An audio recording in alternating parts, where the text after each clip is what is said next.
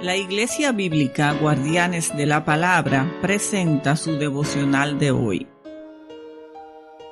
Nuestro devocional de hoy es del libro del profeta Jeremías, de su capítulo 28, los versículos del 2 al 4 y del 10 al 16, los cuales meditamos en el nombre del Padre, del Hijo y del Espíritu Santo. Esto dice el Señor de los ejércitos celestiales, Dios de Israel: quitaré del cuello de ustedes el yugo del rey de Babilonia. Dentro de 2 años traeré de regreso todos los tesoros del templo que el rey Nabucodonosor llevó a Babilonia. También traeré de regreso a Joacín, hijo de Joaquín, rey de Judá, y a todos los demás cautivos que fueron llevados a Babilonia. Tengan por seguro que romperé el yugo que el rey de Babilonia ha puesto sobre sus cuellos. Yo, el Señor, he hablado. Entonces el profeta Hananías quitó el yugo del cuello de Jeremías y lo hizo pedazos. Y Hananías dijo nuevamente a la multitud que se había reunido: esto dice el Señor: así como este yugo ha sido roto, dentro de 2 años romperé el yugo de opresión de todas las naciones, ahora sometidas al rey Nabucodonosor de Babilonia. Después de eso, Jeremías se fue de la zona del templo. Poco tiempo después de la confrontación con Hananías, el Señor le dijo a Jeremías este mensaje: ve y dile a Hananías: esto dice el Señor, tú has quebrado un yugo de madera, pero lo has reemplazado por un yugo de hierro. El Señor de los ejércitos celestiales, Dios de Israel, dice: he puesto un yugo de hierro en el cuello de todas las naciones y las he sometido a la esclavitud del rey Nabucodonosor de Babilonia. He puesto todo bajo su control e incluso los animales salvajes. Entonces el profeta Jeremías le dijo a Hananías: escucha, Hananías, el Señor no te ha enviado, pero el pueblo cree tus mentiras.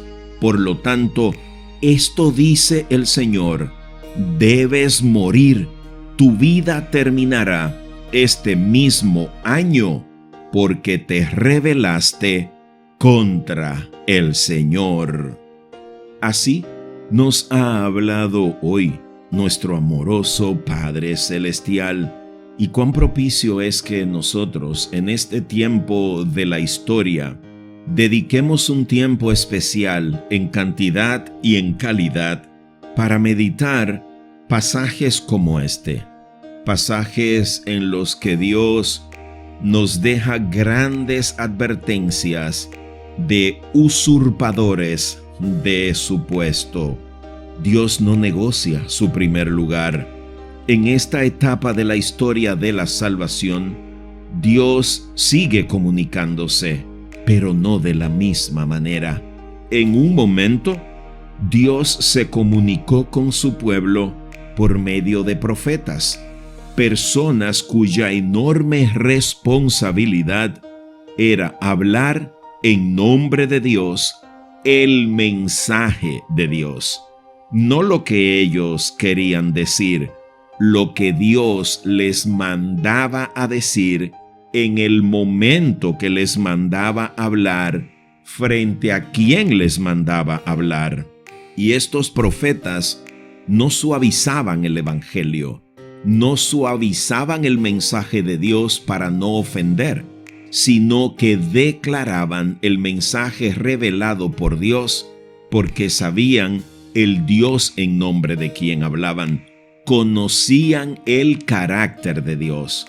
Tristemente, en nuestro afán de ser dioses, fruto de esa trampa que nos tendió el enemigo en el huerto del Edén y que todavía hoy muchos seguimos cayendo en ella, algunos han usurpado el puesto de Dios, dando y proclamando mensajes que Dios no les ha mandado a proclamar.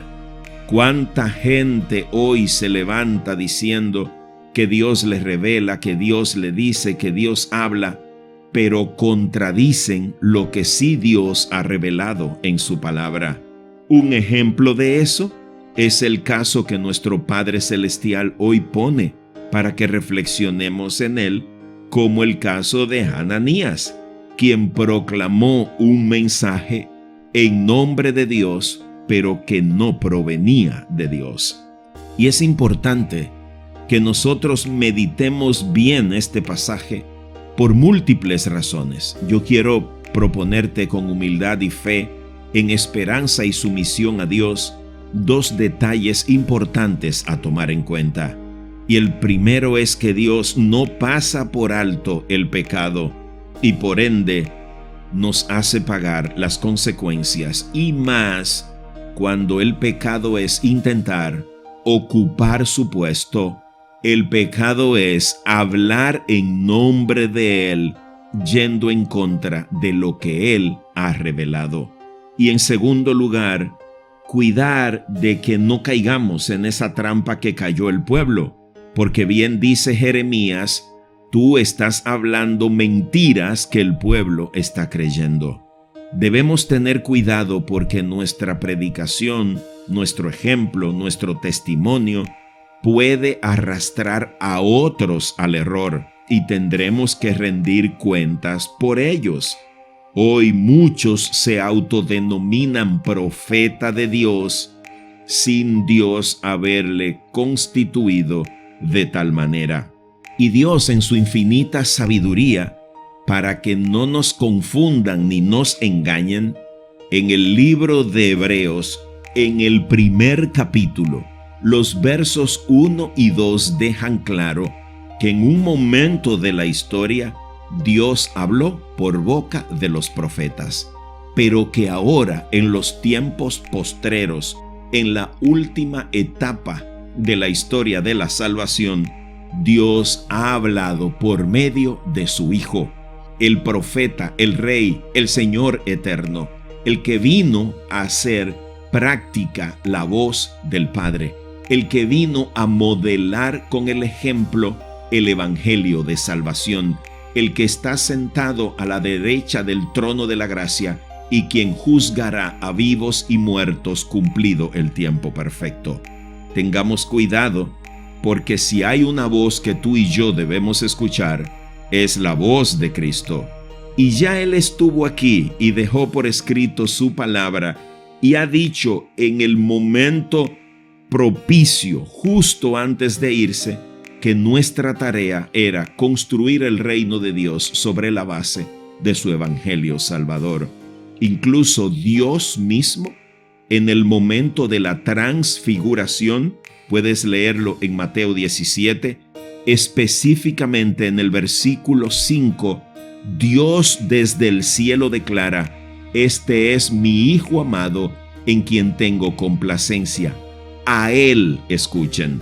Entonces, si tú necesitas escuchar una voz que te dé consuelo, ánimo, esperanza, dirección, una voz que confronte tu pecado y te llame al arrepentimiento, una voz amorosa que te lleve al nuevo nacimiento sin juzgarte, sin condenarte, es la voz de Cristo la que necesitas escuchar.